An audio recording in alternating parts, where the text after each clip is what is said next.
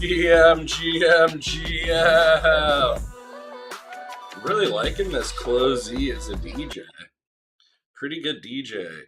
What? Wait, what? Did my stream manager just go offline on? Says I'm streaming. Okay. Weird. GM. I hope everybody's doing good out there. Oh my god, fix the camera, my dude. What is this, rookie stream out here? Got the coffee flowing, got a doob going. Really enjoying uh the music from Closey and the couple streams I've watched. Very nice, very nice. Pre-market looking up near all-time highs. QQQ looking up, trying to break into the all-time highs again. Bitcoin up 1%. ETH up 1.5%. Looks like we're gonna have a great Monday. What happened over the weekend? Trump threatened to bomb Oman if it gets in the way. The U.S.-Iran ceasefire expires. Meta faces astronomical consequences as legal fight reaches the critical moment in California. What is happening with Meta? Why are we having so many legal fights? What's going on? If New Mexico created the blueprint for taking on Meta, California could determine the company's fate when it comes to critical changes at Facebook and Instagram. Opening arguments began Tuesday at the trial. California Attorney General's Rob Bonta is co-leading against Meta, followed by a litany of allegations that the company fostered addictive behavior in teens and children. The jury was seated last week in Oakland's federal courthouse. How the fuck doesn't Coca-Cola do that? Doesn't candy do that? What about Snickers? What about Hershey's chocolate bars? Are we going after Hershey for addicting kids to candy because their parents don't keep them off of it or teach them about it? I certainly don't think so. The trial involves a coalition of 29 state attorney generals in a unified case against Meta that was brought in 2023. When we argued, oh my god, this has been going on for 3 years now. Holy fucking shit. How much money have we wasted? Will be argued by lawyers representing California, Colorado, New Jersey, and Kentucky. Push for Meta to be held accountable for allegedly violating federal and state laws, including the Children's Online Privacy Act and various consumer protection statutes. That I do want to know. Industry experts are calling it social media's big tobacco moment, with Meta at the centerpiece. In 1990, tobacco companies were forced to pay billions of dollars for misleading the public about safety potential harms of their products. I mean, but what are you gonna say? Meta needed to warn you that using social media could harm you. Meta lost a case in New Mexico that would require the company to make changes to its services and pay nearly $1 billion. But the California carries such power and influence that a bad result in Meta's home state could lead to much steeper penalties, including a broader overhaul that forced fundamental alterations to key algorithms. Are we gonna ban the addictive algorithms? It's uh I kind of see not going down the addictive dopamine path, but then aren't you just going to push them to people that do? You know what I mean?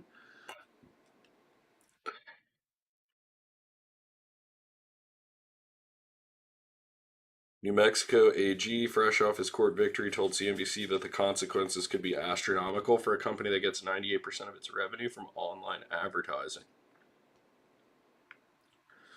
Mark Zuckerberg's relying on the cash generated by the company's dominant ad business to fund his massive bet on AI, which could cost as much as $145 billion this year. Oh my God. The judge in New Mexico ordered Meta to pay $567 million into an abatement fund as part of a second phase of a case involving child sexual exploitation allegations. A jury there ruled in March during the trial's first phase that Meta must pay $375 million for violating the state's Unfair Practices Act. What did it do? How did that happen?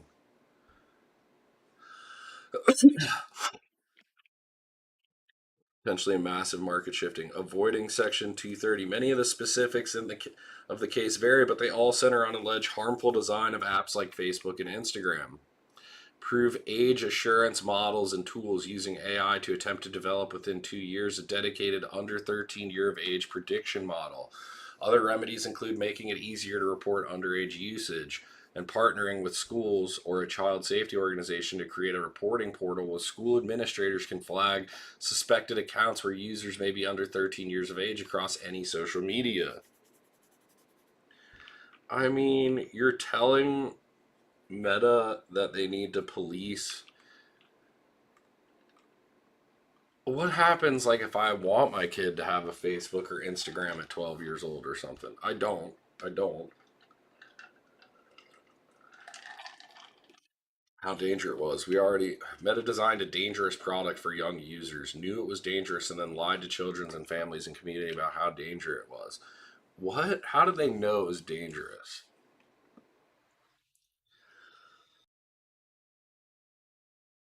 I mean, isn't technically everything dangerous? Like a knife is dangerous, a fork is dangerous, a pen, this Sharpie, this fucking thing is dangerous. There's fucking low odor conforms to ASTM. Like, I don't know. There's got to be a warning label on the box somewhere. What about this black Sharpie? No. What about, I don't know. I don't trust it. Meta said, and we were ready to hold Meta accountable for its role in fueling the mental health crisis of American children and look forward to trial. Whoa, whoa, whoa, whoa, whoa. That does seem like a little crazy, right? I mean, am I crazy? Am I the crazy one here? Like, what? No proof anyone in their state was misled. Claims benign features like having additional Instagram accounts somehow harm their residents and attempt to penalize Meta for industry wide challenges like age verification.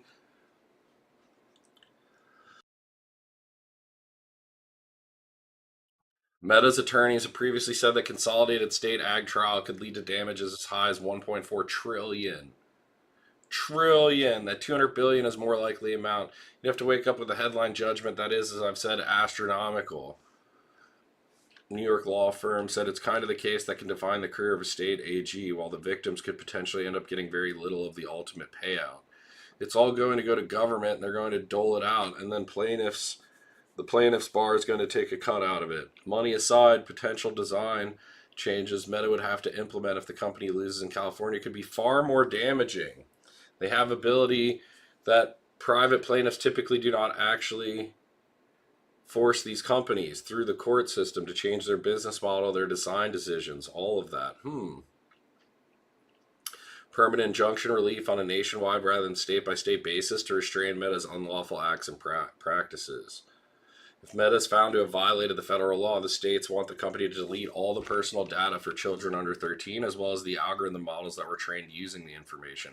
Oh, that would suck for that. Oh my god.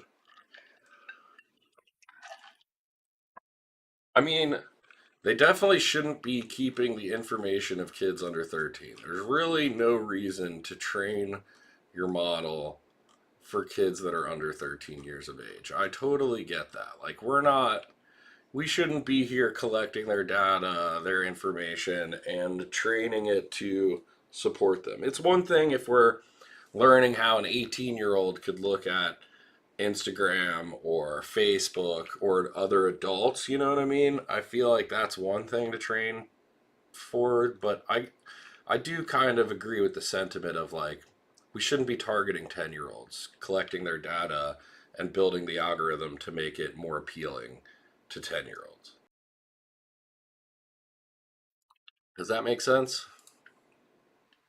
Nobody's watching anyway. What does it matter? We have 0 viewers.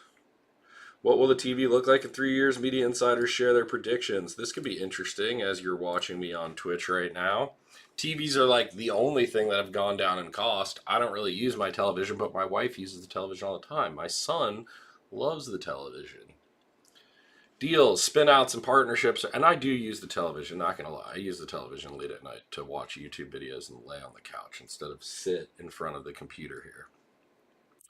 While the industry is no stranger to turmoil, the recently rapid pace of change is keeping media investors and the onlookers on their toes.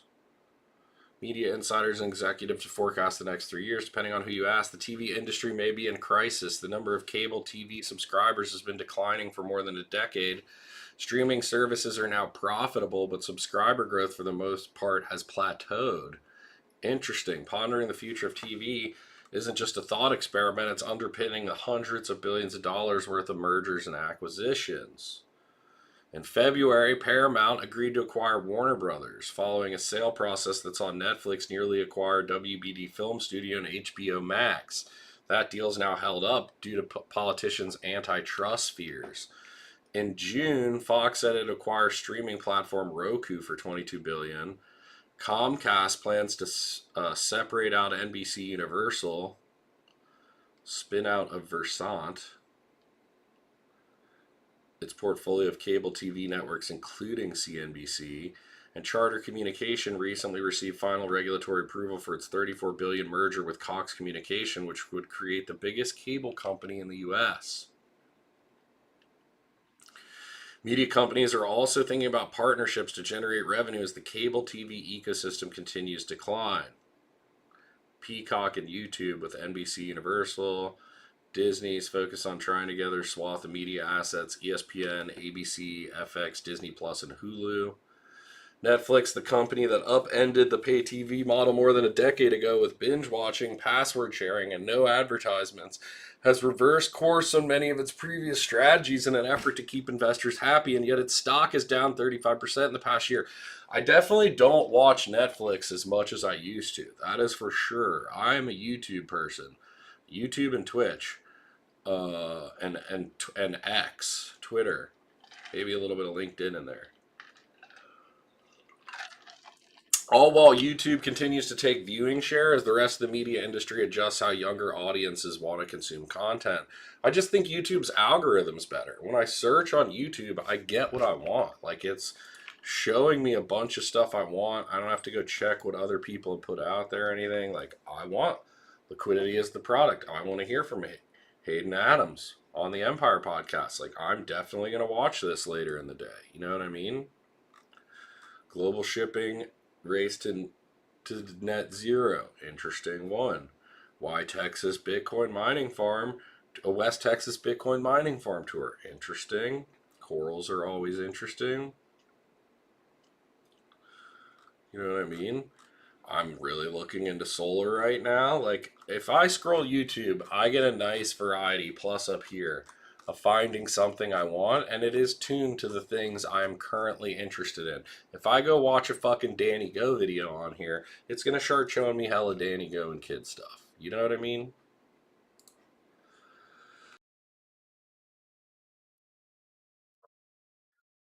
These big events are redefining strategy for every company in the ecosystem. To get a read on where TV goes from here, CNBC asked the same 5 questions of 10 media executives. Some of the 2023 predictions unearthed by our previous canvassing proved quite accurate.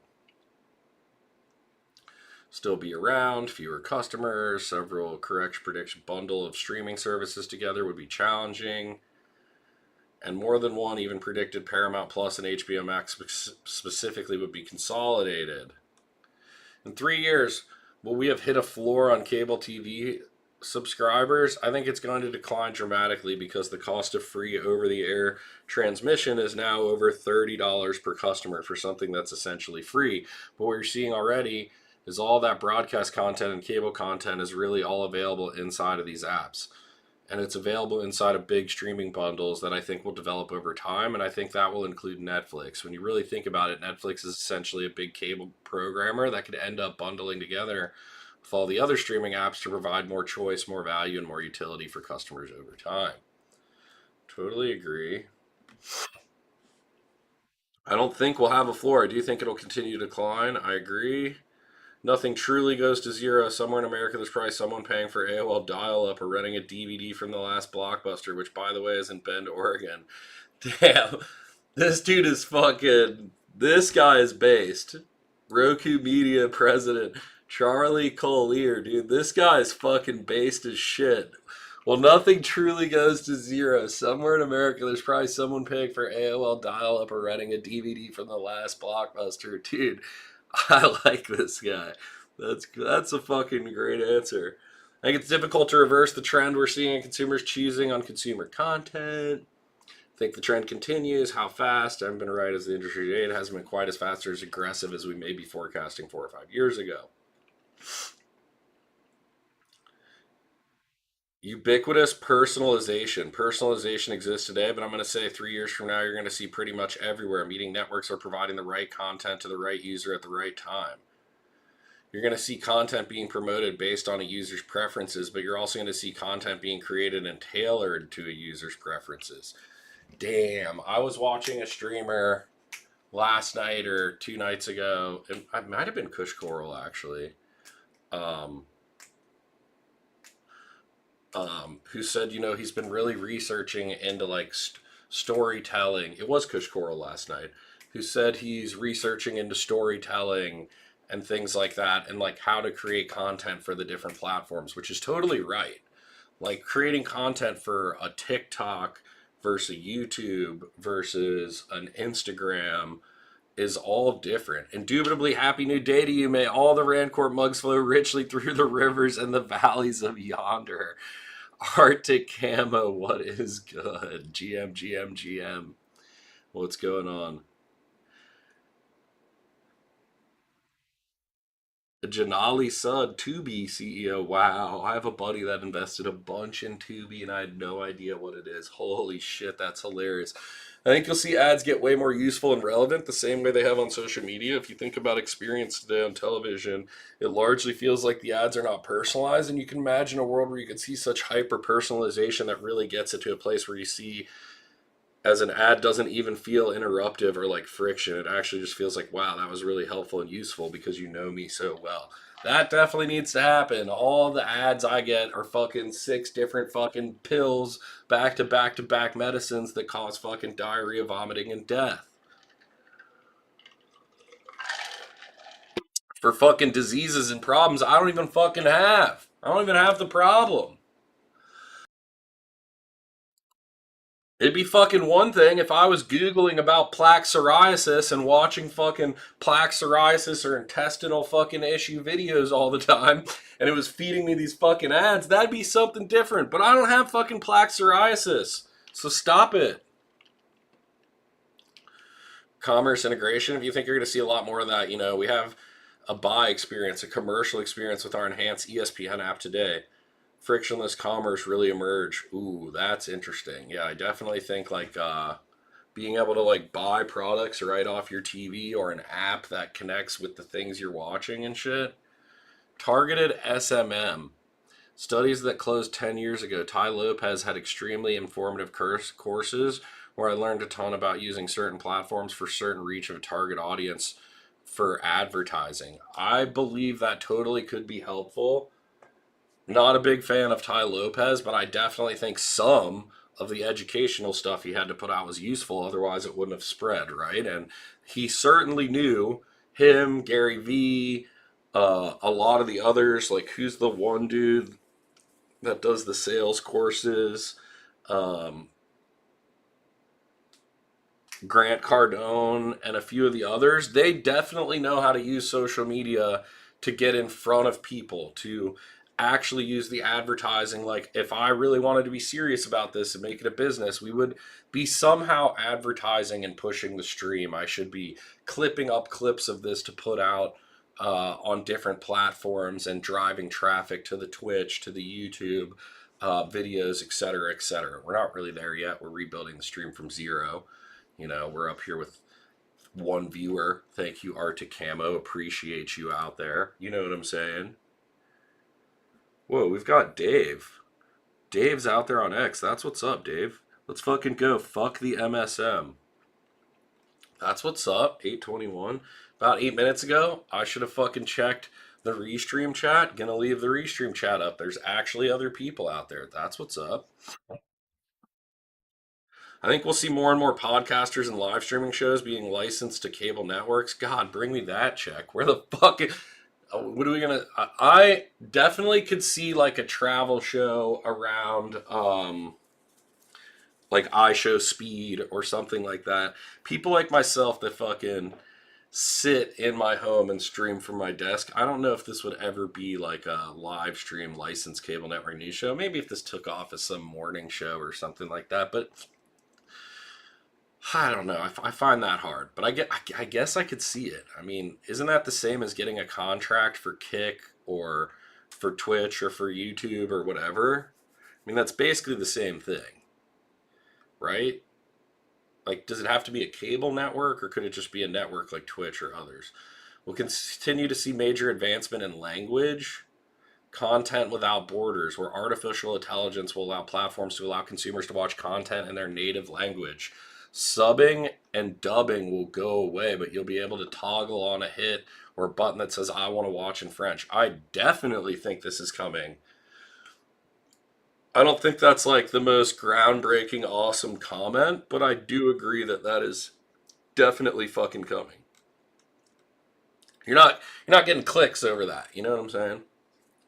Immersive programming around sports with AKTV is going to be a future. New set of products or content that's available. Reinvigorate the pay TV industry. If you take a look at what we're doing with Spectrum Front Row and Apple Vision Pro, it really just gives you a taste of where this could go. The ability to bring courtside experience into a living room of every household. I've never seen that. That would be interesting. What if they like? What if we do POV cams on every NBA player? They don't have a helmet, but like I don't know where you put the camera, but doing some POV shit would be kind of wild. How are they going to do that to make the experience so amazing? I don't know.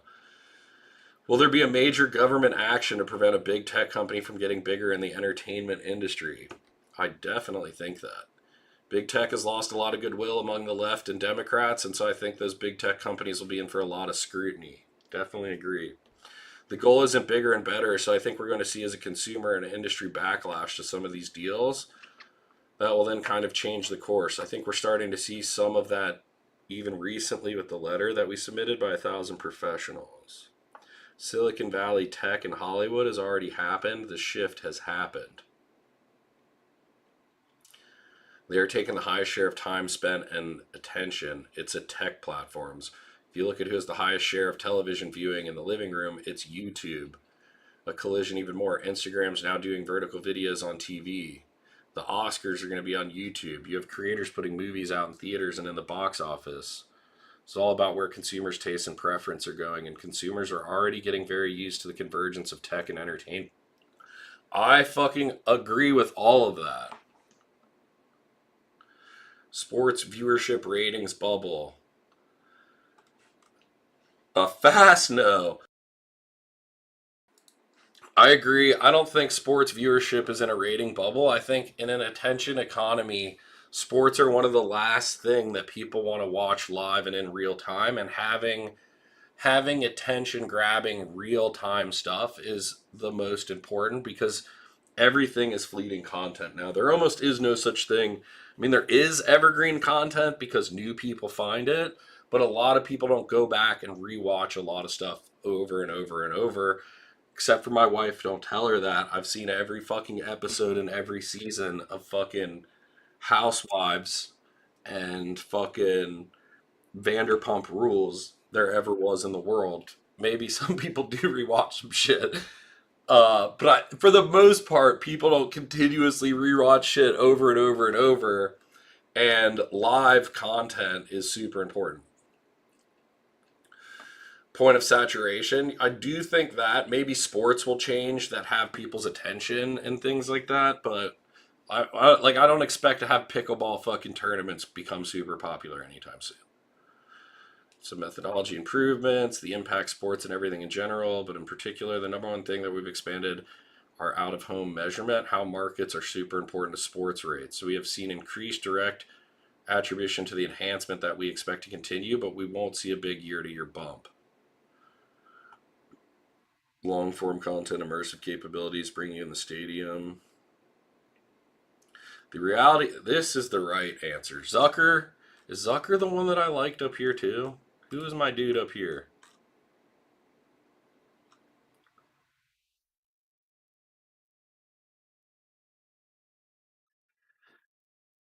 The Pickleball Championship on ESPN 8, the Ocho? Dude, we're not, no, please, stop it. The reality is that live works. People want live events, they want live news, and they particularly want live sports. I agree. Live streaming, live news, they want it now, they want it fast, they want to be caught up. They want things that AI is not going to be able to replicate. Live sports is going to continue to be very strong. Whether ratings go up or down depends on matchups, championships, but overall, I think sports are going to continue to be very strong. I totally agree with Zucker's take here.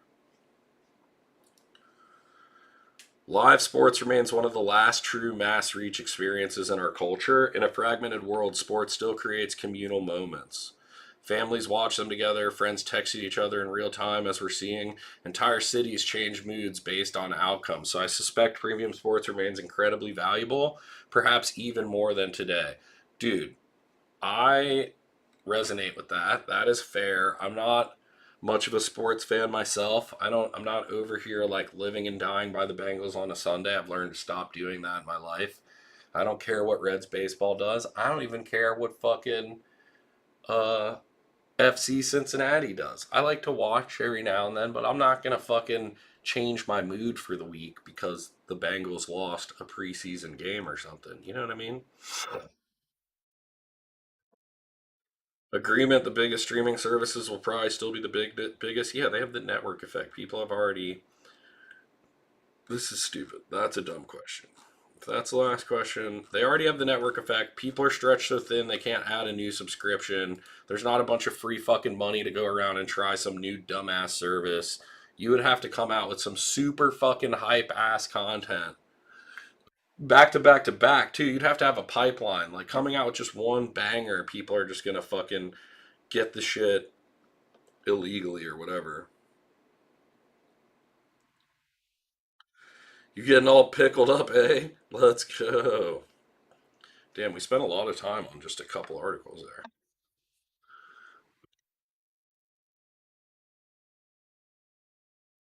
The VIX hits an all-time low. Here's why it's unlikely to last. Because we'll most likely try and bomb somebody or something will happen. China will do something. Something will happen. What is Vista Energy?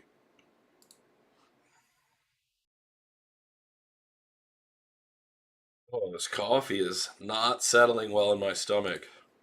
Not gonna lie. 5 years, that's what's up. It's dab number five that makes you feel alive. Oh, not even close to dab. Not even no dabs. Oh, feels like things want to come up. I want them to stay down. I'm burping. Whoa, whoa, puking live on stream. Oil producer Vista Energy jumped into pre-market on Monday after it was revealed that billionaire Peter Thiel hedge fund had acquired a stake in the Argentine company. Oh, Thiel Macro LLC reported that it owned almost 1.2 million American depository shares of Vista Energy, worth about 76 million. Last seen up 5%. We love investing in Argentina. This was Thiel's fund's second largest disclosed position after Amazon. Wow. It also held a sizable stake in several U.S. firms in the energy and power sector. Six of the fund's seven new positions disclosed are in energy and utility companies: American Electric Power, DTE, First Energy, CMS, Vistra, and X Energy. Vista is the largest independent energy company in Argentina, operating out of Vaca Muerta, where it develops shale oil. Thiel recently relocated from the U.S. with his family to Argentina's capital, Buenos Aires, where he bought a mansion. Oh, really? Wow. He moved to Argentina. Being a billionaire, leaving the U.S., that's wild. Lots of people say, Peter Thiel, he might be a devil worshiper, he might eat people, he does a lot of weird things. He said some weird stuff on camera, moving to Argentina. A little scary there, buddy. A little scary. He's a scary guy. You never know. Didn't he invest in like Cavicular and like a bunch of weird shit and stuff? Like he's almost like investing in tearing down the mental state of humanity while leaving. He's like, run it into the ground, I'm out. He's got Blood Boys. I don't know what that is. I don't know why I even read that aloud. I don't want to know what that is. That sounds like my Twitch stream is getting canceled just because I even fucking said whatever you fucking typed in the chat. That scares the shit out of me. Russia targets Danube port after one of Ukraine's largest aerial attacks of the war. Treasury yields edge lower as investors look ahead. Ooh. Ooh. Treasury yields going lower finally. Are we going to save the housing market somehow, people? I don't know if anybody's out there, you know what I mean?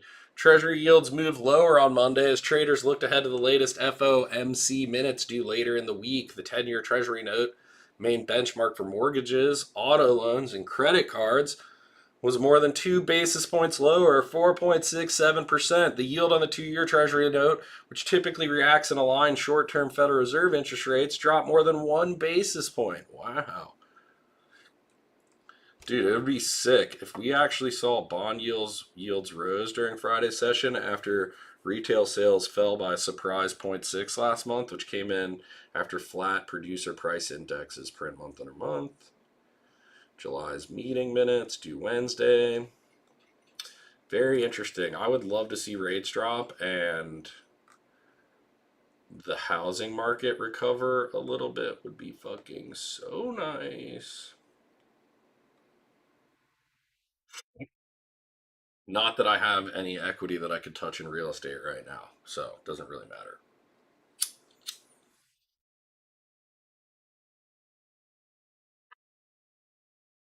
Take a rip.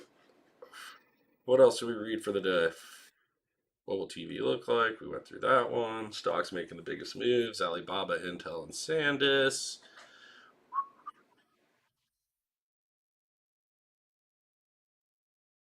What the results of a Connecticut congressional primary race may mean for Social Security. College can cost $100,000 a year. Here's how families are covering the tab.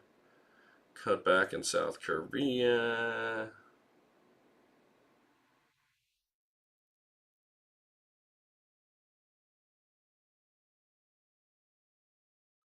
AOC says she's been saving up to freeze her eggs. Why is that? Why is that an article on CNBC? What the fuck? Depleted strategic oil reserves near levels that raise concern about damage to the caverns. This is very interesting.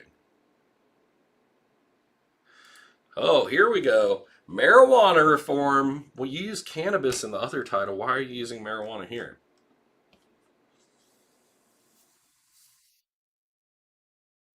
Marijuana has a history of highs and lows in the U.S. over the past century, legally, politically, and culturally. Teetering between the vilification and acceptance since 1996, 40 states and the District of Columbia have legalized either medical or recreational adult use marijuana, yet cannabis, the leafy plant from which marijuana is derived, is still federally illegal Schedule 1 drug as defined by the 1970 Controlled Substances Act.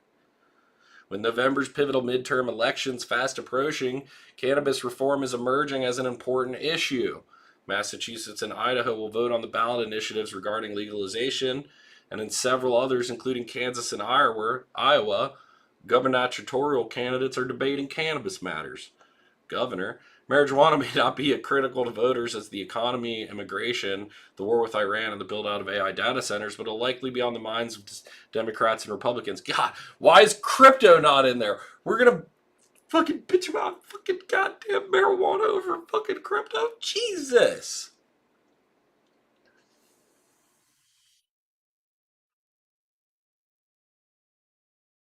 Why could it become more popular as Republicans? They're going to use it as a tactic. Hey, if we're not popular as Republicans, we're going to say we're going to legalize marijuana and everybody's going to get on our side. Donald Trump shined a political grow light on the issue. Oh my God. Last December, when he urged the Justice Department to expand the reclassification of marijuana from Schedule 1 to Schedule 3, category that includes Tylenol, codeine, ketamine, and testosterone. Ketamine is Schedule 3 along with Tylenol? Wait a minute. These codeine and ketamine should not be in the same category as Tylenol. Am I fucking crazy? I don't think I'm fucking crazy, but I don't think anybody should have the access to ketamine that they have for Tylenol. Well, I've seen people on ketamine. I've watched a friend accidentally do a bump of ketamine thinking it was coke and puking his brains out and being all fucked up. How is the fuck in the hell is ketamine in the same schedule as fucking Tylenol? What the fuck are we doing? And cannabis is Schedule 1.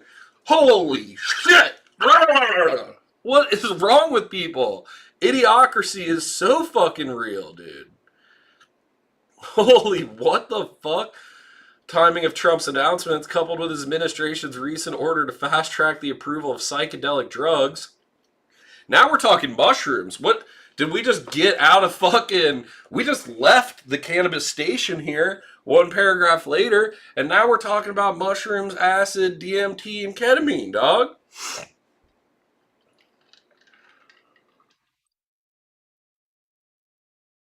This could be seen as a tactic to boost Republican voters who support loosening drug restrictions. It also steals thunder from Democrats who have failed to reschedule cannabis during Biden's tenure.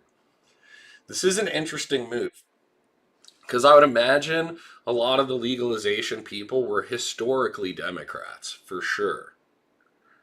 You know what I mean?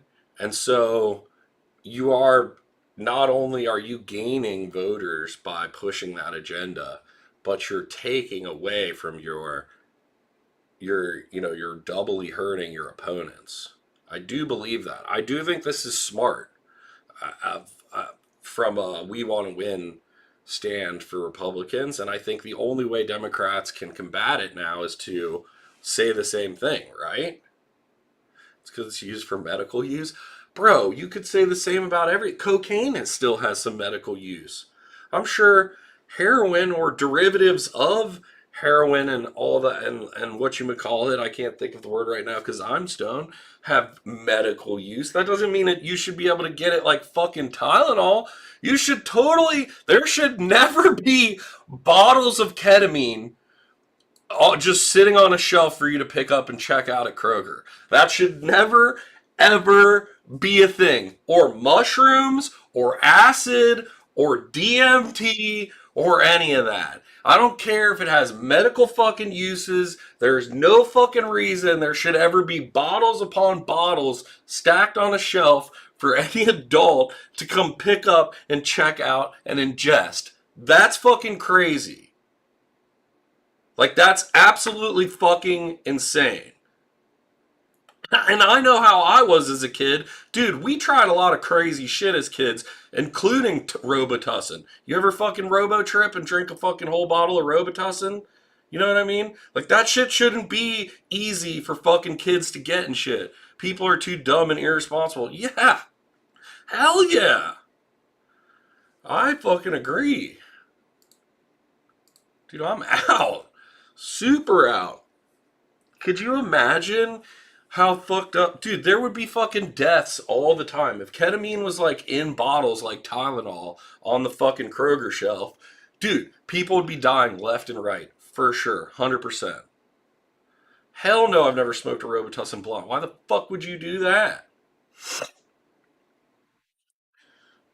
Not even, I mean, dude, we went far, all right? My buddy ordered the powdered version of what's in Robitussin.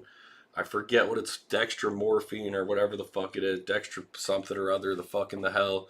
We had a white powdery form and just put it in a pill cap ourselves. You didn't need to drink no fucking Robitussin. You could get super disassociated if you wanted to. You could disassociate the fuck out. We were wilding in high school, and I don't think anybody should have that type of fucking access that we had. Kids can't even handle the nicotine vapes they're stealing and shit because it becomes our problem in our high schools and junior high schools. Like, what a joke. That is fucked up. As a now parent, I don't want my kid fucking vaping because it's flavored like a fucking goddamn blueberry and shit, like candy and stuff. Like, I don't want him trying to get, and it should be hard as fuck for him to get the shit, you know? And if you, as an adult, need to go show some fucking ID and shit for your flavored vape, like, so fucking be it, dude.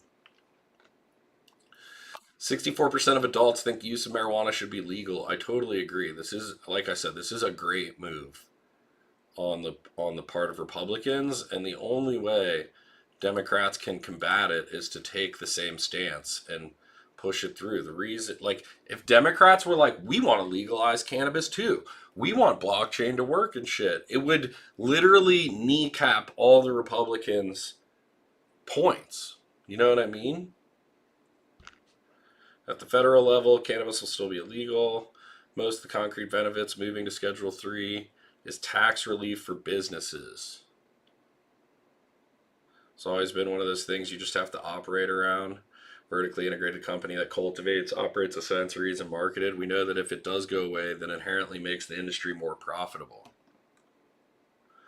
The prospect of rescheduling stoked Trump supporters in the industry have lobbied the administration for federal and state reforms to onerous cannabis regulations. Most prominently among them is Kim Rivers, CEO of Trulieve, one of the largest U.S. cannabis companies. She donated $750,000 to his president's inauguration and attended a private $1 million per plate Trump New Jersey Golf Club, where she urged the president to follow through. Blah, blah, blah, blah, blah. Many Republican lawmakers oppose cannabis reform. Of course they do. Not be the boon Republican midterm chants like big weed claims. Reclassifying marijuana as Schedule 3 drug would be a self-own for the Republican Party. I don't believe so. I do think it is in their best interest to do that. Like, 64% of Americans want weed legal. The majority of people want weed legal. The majority of your constituents want fucking weed legal. So why would you just, sometimes it's okay to accept that you were wrong and that new information has come across your desk and that you could change your fucking opinion. They want, voters across the country have made it clear they want cannabis legalized, and Trump's half measures aren't fooling anybody. They need to follow through. Republicans need to follow through. If they want to win the election, they should follow through quickly. They should follow through on the Clarity Act for crypto. They should follow through on declassifying cannabis, and I do think it would make a difference in the November election.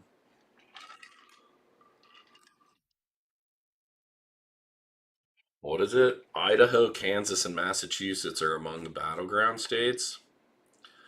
Interesting, interesting, interesting. Shout out to the 5 viewers out here on Twitch. Appreciate you, and any of the viewers on YouTube or X that are out there. We're mainly over here on the Twitches. No change in Bitcoin holdings. The strategy boosted dollar reserves backed by more STRC last week.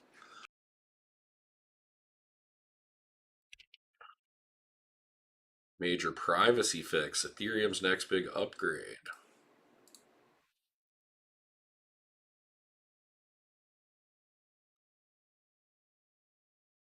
Send a fun video to your XDM. Oh god. Is it something I could watch on stream or nah? New Ford hypercar. Is it electric? What is that thing? Is it gas powered? Interesting, interesting, my friend. Oh, she's loud. That is definitely gas powered.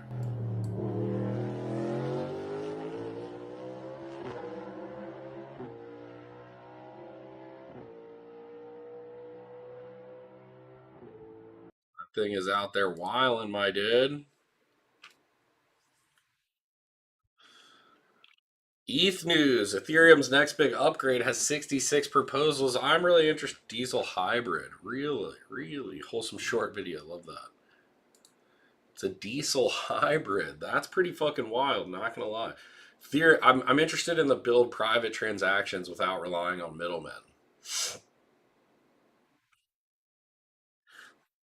Blockchain Ethereum addresses are permanent and hold a running balance, so anyone can read an address's full history and see what it holds. That presents a problem for payroll, treasury operations, or anyone who would rather not publish their finances. Dealing with that has been left to applications built on top of Ethereum. A package now under consideration would move part of the job into the network itself.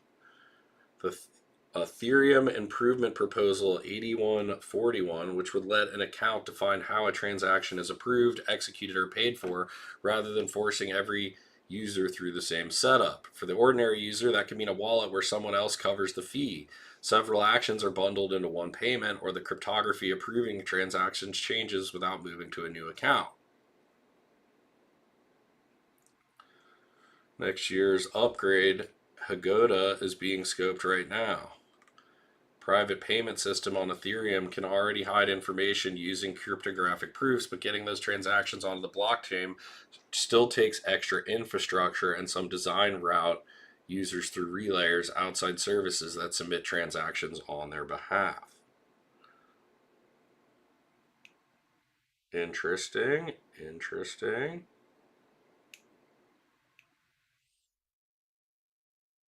6 following claims and ships developed. 2 accompanying proposals handle against people. The transactions use separate counters instead of queuing behind single one.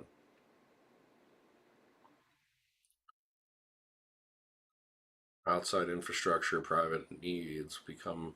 Ethereum itself would not become private. However, sending ETH between 2 normal addresses would stay as visible as it is today. The hiding is still done by the application, which would simply need less outside machinery to do it.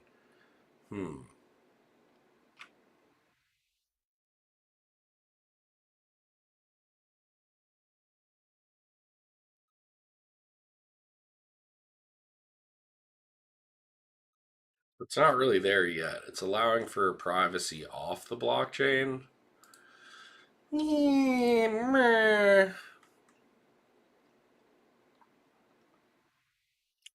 Bitcoin options remain expensive despite summer calm. Bitcoin's biggest holders, Strategy and Metaplanet, are betting on math, not price.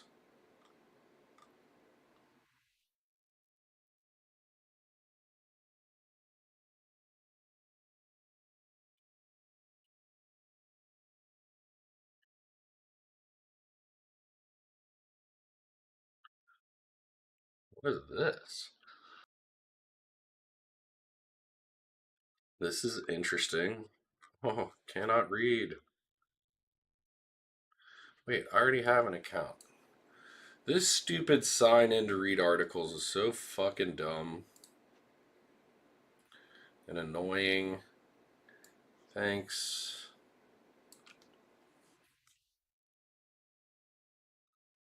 The Bitcoin futures market is increasingly looking like a crowded club with a tiny exit door, setting the stage for a potential liquidity trap and wild price swings. The so-called open interest in futures stands at 48 billion, and the 24-hour trading volume in the same market tallies 25 billion. The gap between the two is now as wide as it's been since September of last year. Trading volume outpaced open interest by 2 to 3x in 2019 to 2020. Open interest fluctuates as new positions are open and old ones are closed. If a long and a matching short both exit, open interest drops. But if a closing long is met by a fresh short entering the market, open interest stays the same. It's akin to the head count at an exclusive club.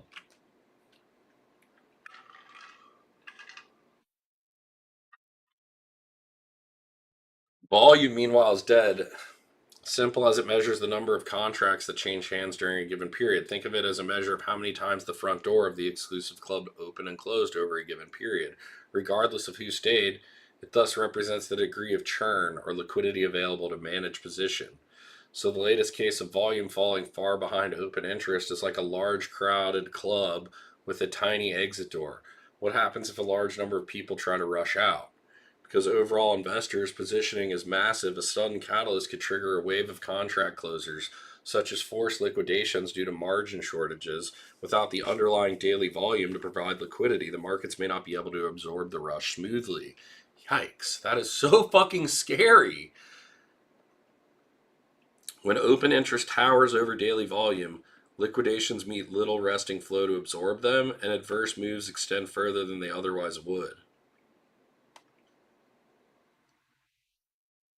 The risk of an exaggerated move is particularly likely to the downside because of a weakening demand of a lack of resting bids or buy orders at lower prices. The band of resting bids that framed the summer range peaked at the start of July and has thinned by roughly a third since, leaving less support beneath the price than at the last test of the lows. 58,000, there are far fewer buyers waiting to step in, increasing the risk of a much steeper decline. Wow, this is scary. That's a super scary article because something wouldn't, like, it doesn't say anywhere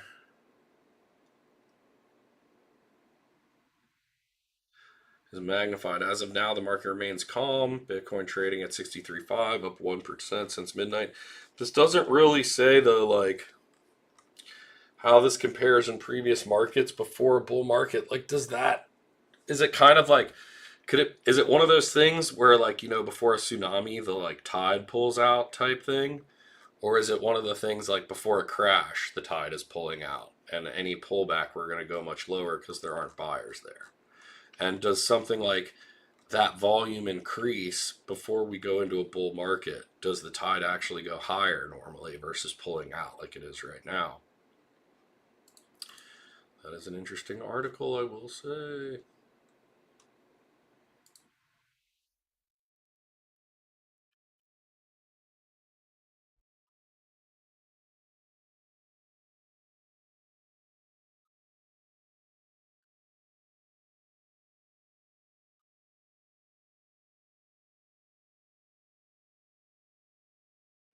What else is in the news?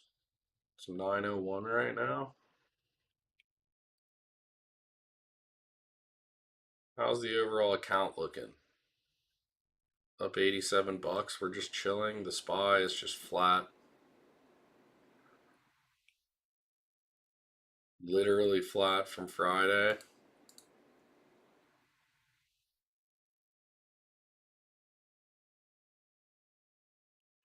OpenAI's Brockman brushes off concerns about leadership changes.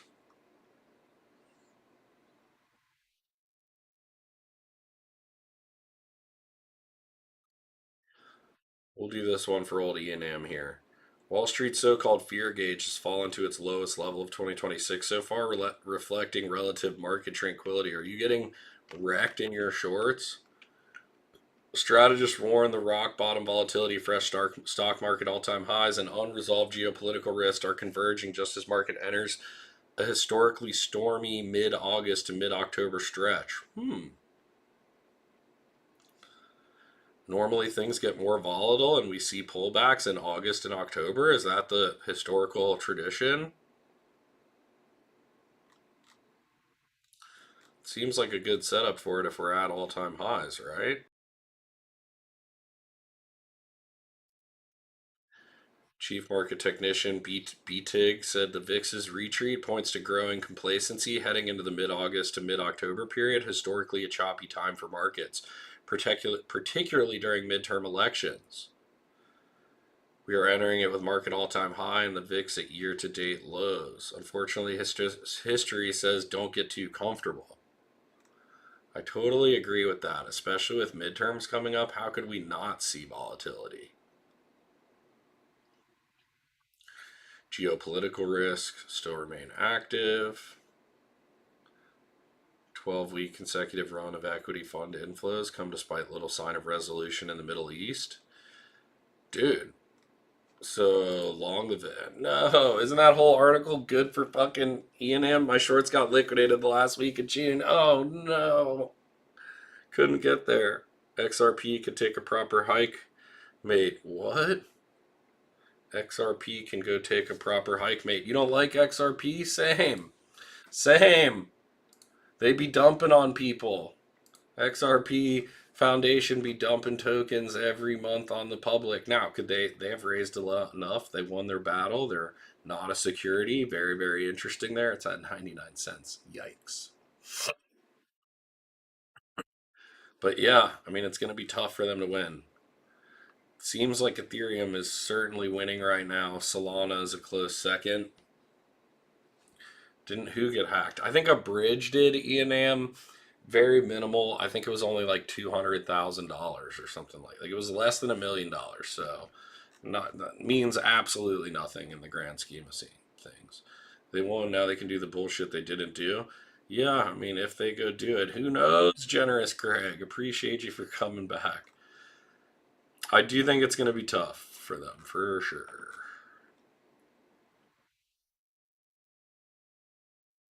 They have a lot of money and a lot of influence, though.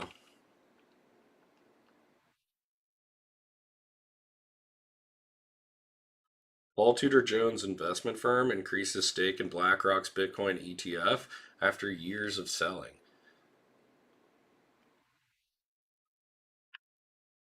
Clarity survives barely. Last weekend, Strategy sold some Bitcoin. Wall Street bought deeper into crypto. Washington kept Clarity live, and Bitcoin itself split over how the network should change. Whew! XLM steals everything again. Is that even still a thing? Is XLM still a thing? My God. I can't even remember what XLM stands for, but I know it as a super old ticker from like 2016, 2017. I want to say it's something with an L. God, XLM. I know what it is. Like it's a very old ticker. Coin Gecko. XLM. Wait, what? Stellar. Oh yeah, Lumens. Oh my God, remember Stellar, dude. Oh my God, what did it get up to at one point way back in the day, 2018? Oh my God, almost hit $1. It's hard to even see. 75 cents XLM, and then it went. Look at that. It hasn't. That doesn't look good.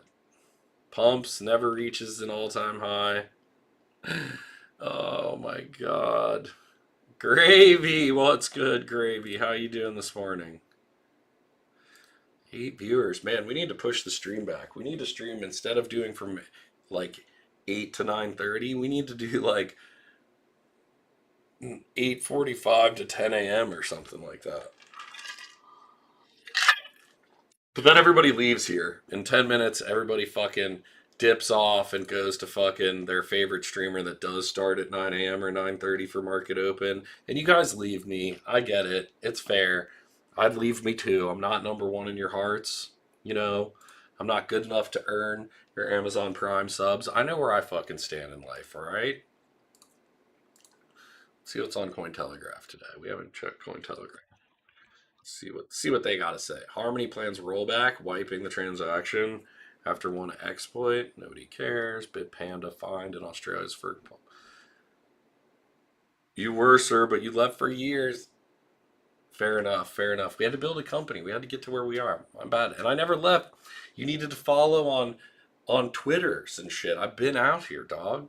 Gravy seconds it. Damn. No comeback possible. No comeback possible. I don't do Twitter. Well, my bad, dude. What about you? What about YouTube? Do you do the YouTubes, Gravy?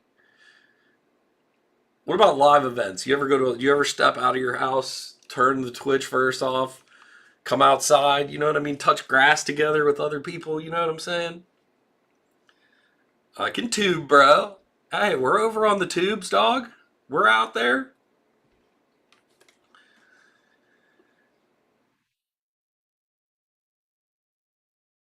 DeFi Llama delayed mobile launch over phishing apps on the App Store, founder says. Ethereum devs narrowed to 66 proposals.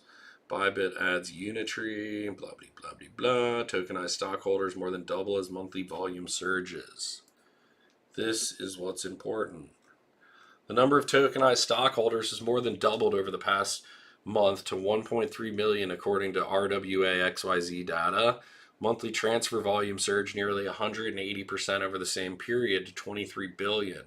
Monthly active addresses increased 34% to only a half a million. That's like less than 600,000. That's so small, dude. The total distributed value of tokenized stocks rose to 2.38 billion. Ondo leads the market with 872 million in distributed value, followed by Kraken's X stocks and Binance's B stocks. B stocks launched in June is already within roughly 36 million of X stocks in distributed value. That is very interesting.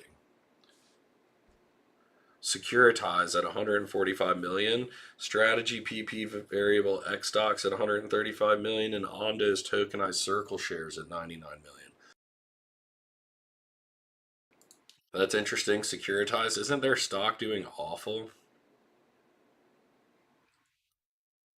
Tokenized stocks push into private markets. The recent growth in tokenized equities follows a wave of crypto platforms pushing into private markets and pre IPO products, particularly around SpaceX. In the months leading up to the listing, Binance, Coinbase, Kraken, Bybit, BitGet, Blockchain.com rolled out products tied to SpaceX ranging from tokenized pre IPO exposure to perps futures and proxy tokens. Despite substantial demand, including 557 million drawn by a Binance campaign ahead of the listing, the push did not go entirely as planned. Binance, Bybit, BitGet Wallet canceled their tokenized SpaceX IPO campaigns after X stocks failed to secure enough underlying shares to meet demand. Holy fuck. Despite the failed pre IPO allocations, tokenized SpaceX exposure through Binance B stocks has grown to 67 million. Standard Chartered forecast could become a 4 trillion market by the end of 2028. Wow. Where is this getting looked at? That is very interesting. That is an interesting article.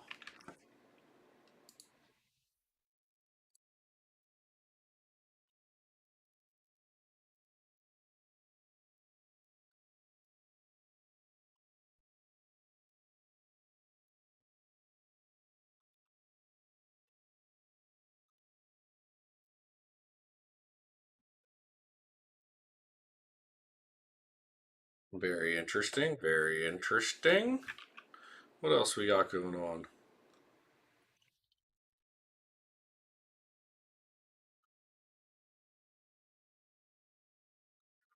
Here's what's happening in crypto today.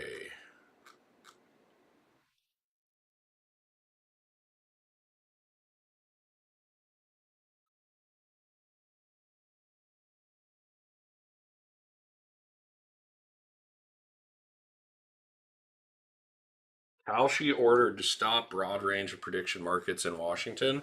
A Washington state judge has ordered prediction markets platform Kalshi to stop offering broad range of event contracts in the state. Gambling law. Kalshi from offering contracts tied to sports, elections, politics, entertainment, culture, tech and science, and mentions contracts involving commodities, climate, and economics and finance are exempt. We're holding Kalshi accountable for running an illegal gambling operation. Kalshi must implement IP addresses and residency-based geofencing by August 19th and geo-comply multiple source geofencing systems by September 2nd to prevent people in Washington from purchasing contracts covered in the injunction. Yeah, I mean, I kind of agree with some of it. Commodities, climate, and economics. I agree with. Like, those are real things that you could use prediction markets as an insurance hedge, I do think. You know what I mean? If that makes sense.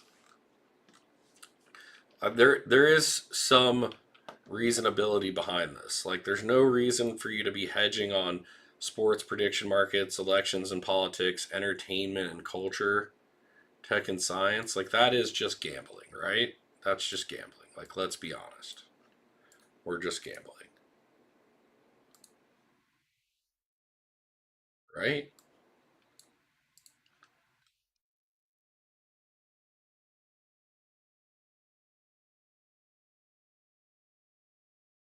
Rand, you are a noob. What do you mean? I am a noob. Of course I am. Make everything legal. But you love gambling, Rand. No, I don't. I mean, I don't really love gambling that much, dude. I don't. I don't love gambling. I don't sit here. What do you mean I love gambling? Do you see me gambling every day?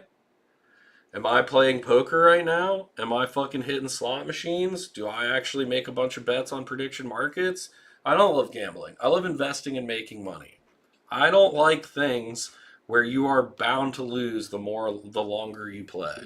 I like things like the stock market, where the longer you hold the SPY, the longer you hold the QQQ, the more likely you are to be a fucking winner. You know what I mean? Hi, my name is Rand, and my stream years ago was playing poker. It was, and I wasted a lot of money. And I don't think people should waste all that money playing poker unless you're totally set and you have everything else taken care of, and it is strictly entertainment dollars. But most people aren't really playing with entertainment dollars. They tell themselves they are, but they're not.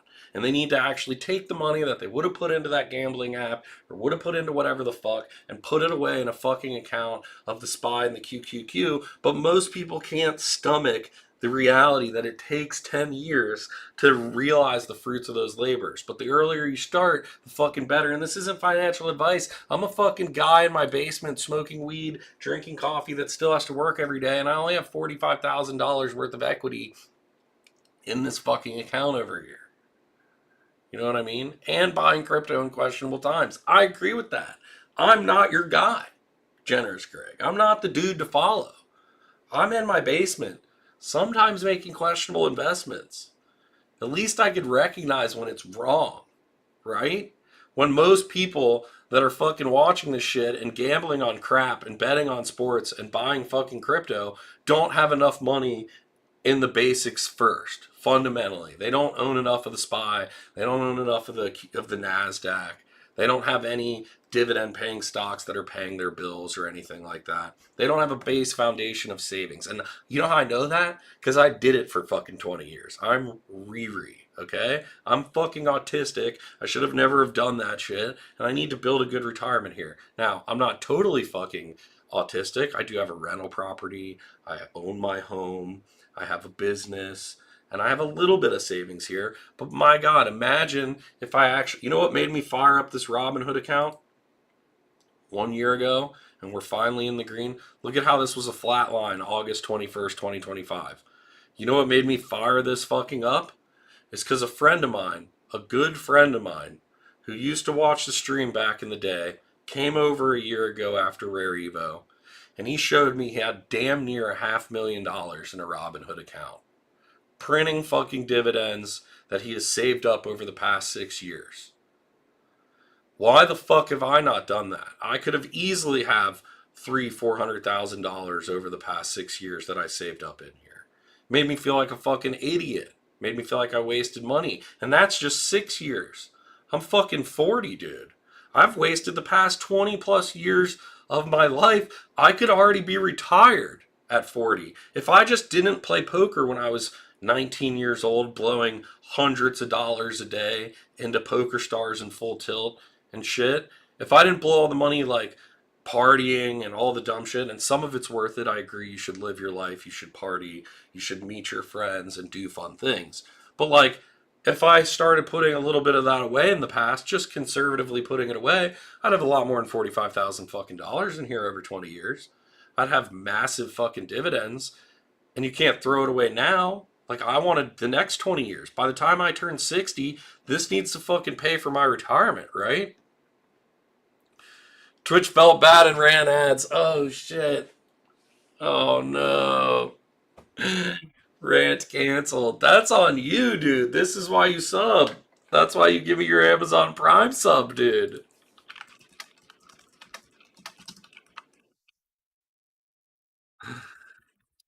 Oh my god.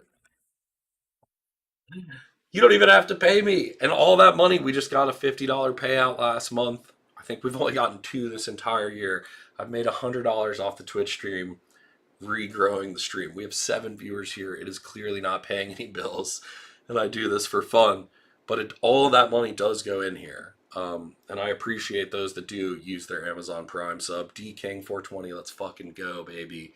Appreciate you for the sub. You know what I mean? Link your Amazon account to Twitch. You can make Amazon pay me money for free, and I will put it in this account, my friend. I will definitely put it in that account. Oil prices rise as Iran rules out interim deal. Oh no. Threatens to escalate the conflict. Oh no. What is happening? Crude oil prices edge higher Monday as Iran ruled out talks to extend the memorandum of understanding with the U.S. A senior Iranian official told Reuters that Tehran would shift to offense rather than relying on defensive diplomacy within the U.S. fails. Damn, they're like, we're going to attack you. What up about it? U.S. and Iran agreed to a memorandum, but that's not fucking working. Now what do we do? It's in the news that our fucking sailors are going insane on ships that are breaking down. The largest military in the world, our fucking naval carriers are breaking down and the bathrooms don't fucking work and shit. Like, what are we doing, dude? What are we doing out here?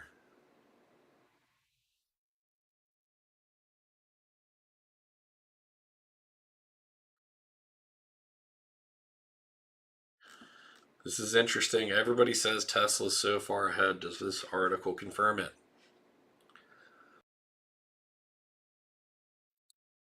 What's the best advanced driver assistance system on the market? Rivian Automotive's new artificial intelligence, and it will say its creator. Well, of course, if you ask Rivian, it's going to say Rivian. No shit. Rivian is trying to catch up and then surpass Tesla. FSD supervised capabilities with additional safety guardrails that the Elon company doesn't use.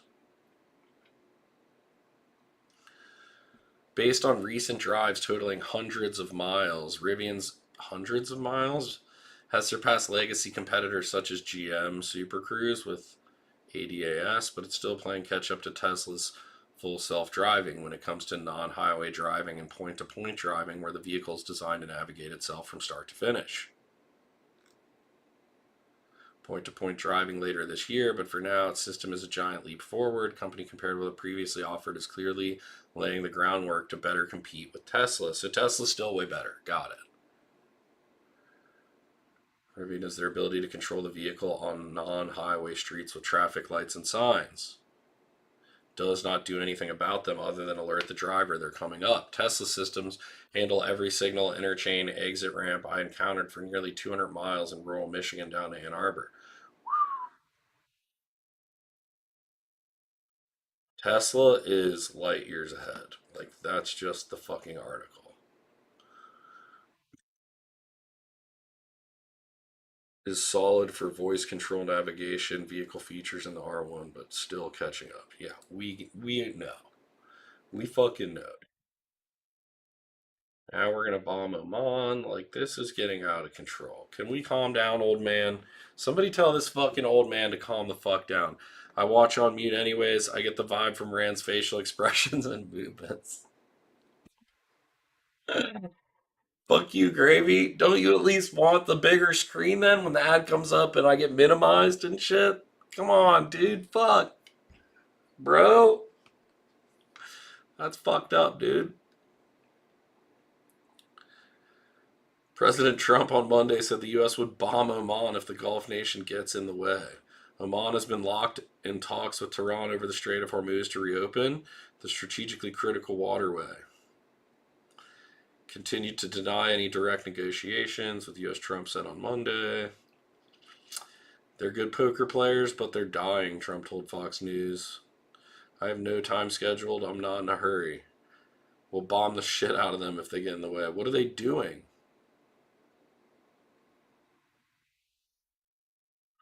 Hormuz traffic grinds to a halt. This doesn't sound good. Can we see a Google map? Google Maps. Where does Oman sit on the map of the world?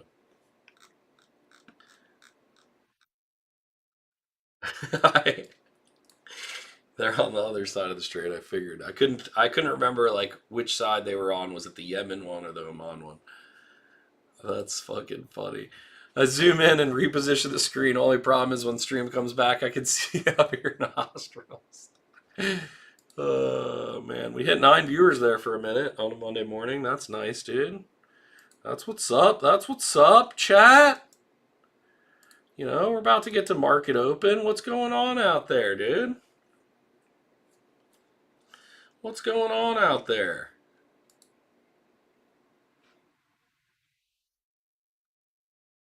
What else is in the news today?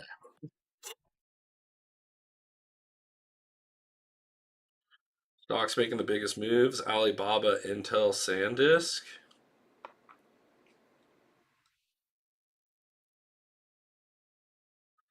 Feels like a very mixed Monday after all the articles we've read so far this morning. We could definitely go up or down, you know what I mean? Whoa. Generous Greg, dude. Much appreciated, man. Holy shit. Thank you so much, man. Generous Greg is gifting 5 subs, dude. Brother, much appreciated, sir. Thank you so much, man. Hopefully everybody got a sub in there to be able to watch the stream without ads. Gravy got one. No more looking up my nostrils, dude. I gave my small part. You totally did, man. We appreciate that, dude. Thank you. You did not have to do that at all, dude. Really much appreciated. Seriously. We got 2 weeks of solid streaming here this week and next week. And then on the 30th, I have to fly to San Francisco for Draper University. And what we're doing there, my co-founder Wes is already at Draper U. He just got in this past weekend. He's doing the first 2 weeks. I'm doing the last 2 weeks. So there will be a little bit of a break going into the beginning of September, and then I'll be back mid-September, and we'll keep cranking. Draper Dragons, you already know it. You know what I'm saying? We appreciate it. We're trying to run the stream back up. We appreciate everybody being here. Honestly. You have a shit ton to offer. Your takes are nice. I appreciate that. I'm just a fucking stoner in my basement dude. I am nobody fucking special out here, and I appreciate you guys. And dude, honestly, I wouldn't have as much fun without you guys. The takes don't mean shit if I was talking to nobody every day. You know what I mean? Like what makes it fun is there's actually people watching. I don't know if anybody's fucking actually watching on YouTube or X right now. X says 0 viewers, and nine on Twitch. So we appreciate everybody that's out there. Been making money out of them? What? No, you haven't.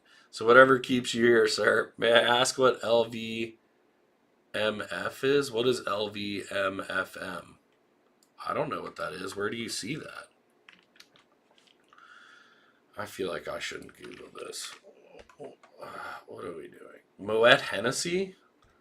Are you trying to invest in Moet Hennessy? My emo. What are my emotes? I don't even know what my emotes are. Put it in the chat. You have a sub?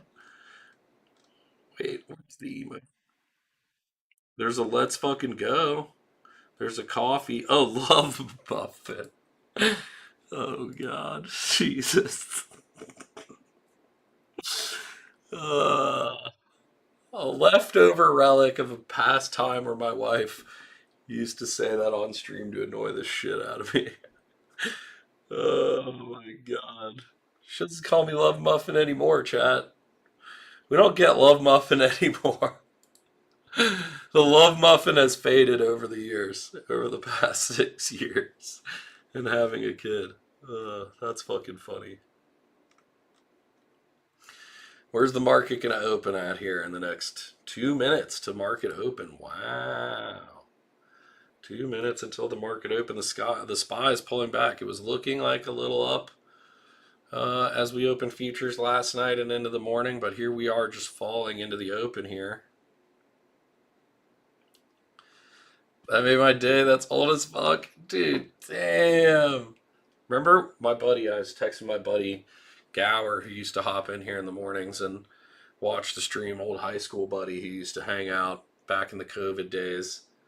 And he was the one who made me dye my hair. He said he was going to start coming back to the stream and get me to dye my hair green again. I don't know if anybody fucking remembers that. Love of it is so bad.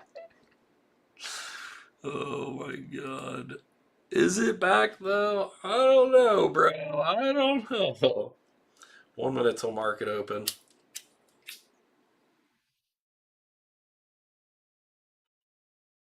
We'll fire up the rest of our doob here, take a couple puffs into the market open, see where we go. What do you guys predict on the day? You think we can stay up? We're going to go down?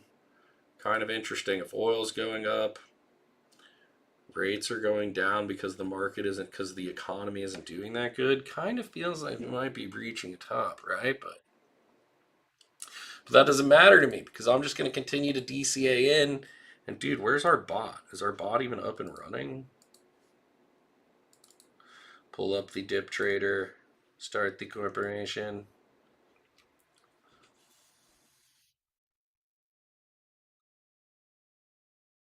What I love about this is going to find it. It's so better to even look at this over here than it is to fucking. My individual account on Robinhood is 37,000 when you take out the 11,000 that I put in their stable tokens that it doesn't read in here, and I'm going to spend that money anyway. So when you do see this over here, we still have a 69,000. Huh, sweet. uh, in stocks and ETFs, but because I'm taking money out, my margin is going higher. Therefore, the actual value, if I were to sell everything, close my margin loan, is going to go down to 37,000 from where it's at 45. If that's true. But what I love to look at over here is this wonderful dividend calculator, because even if the market does pull back, these continue to roll in. We get dividends. The DIA, 42 cents. ET, dude, we're going to get paid by ET $21. SPHD is going to pay us. You know what I'm saying? We're going to pay it 16. QQQI is going to pay us $102 for the month. For the fucking month, dude. The cash is flowing in from QQQI. I just want to put more money in QQQI. So much money. Oh fuck, market open. SPY is dropping right off the rip. We start lower. I do love me some QQQI though. If the market pulls back, I want to keep dumping into this. We're up $25 and it pays a fucking heady dividend. A heady dividend. Monthly. It pays monthly at a massive fucking return. What is QQQI's annual dividend? I should put APY. Dividend yield of approximately 13 to 15%. That's crazy. That's crazy high. Every $1,000 you put in here, it's going to hand you $130 back a year. $10 a month for every $1,000 you put in here. You're getting $10 a month in cash flow off of your monthly bills, holding the NASDAQ and selling covered calls. Seems like a fucking no brainer to me, and I should be pouring way more than $9,000 into here. Right? And I don't fucking give a shit whether the market goes up, down, sideways, left, or right, or takes a shit. Who cares? I want the cash flow, baby. The appreciation is great and all. The cash flow is better. And I look at funds that are trying to increase NAV. Like they're not returning your taxed as if they're returning funds to you, but the NAV is increasing. The net asset value of the ETF is increasing. You're not getting short term gains off of the money you've already put in return of capital. They're actually growing that asset value, and because they sell the covered calls correctly, they're able to return you such income off of it. It just makes sense. It just makes fucking sense to do, right? And to continue to get fucking divvies. We have 3 viewers, so everybody's left because I started smoking weed. The market is open. The SPY is cranking and going down on the day. The QQQ will probably start to fall with it. Bitcoin's up 1.25%. Ethereum up 1.5%. DeFi looking good. Morpho up 4%. Hype up 3%. Lighter up 3.5%, VVV up 2.5%, Uniswap up 1%. Very, very interesting here. We're getting very mixed signals today, if you will. You know what I'm saying?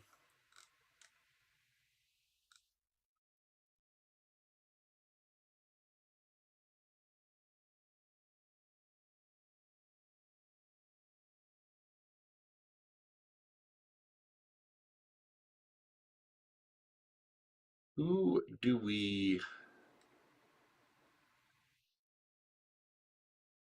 send it to? You know what I mean?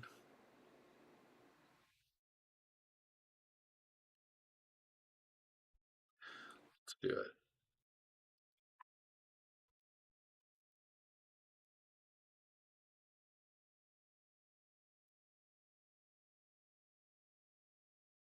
All right. Yeah. We're going to send it over to Struggle. We got to get to work. It's about to be 10 a.m. We only have 3 viewers. Everybody left us anyway. Shout out to those that did claim and sub. We had a good morning. We appreciate you.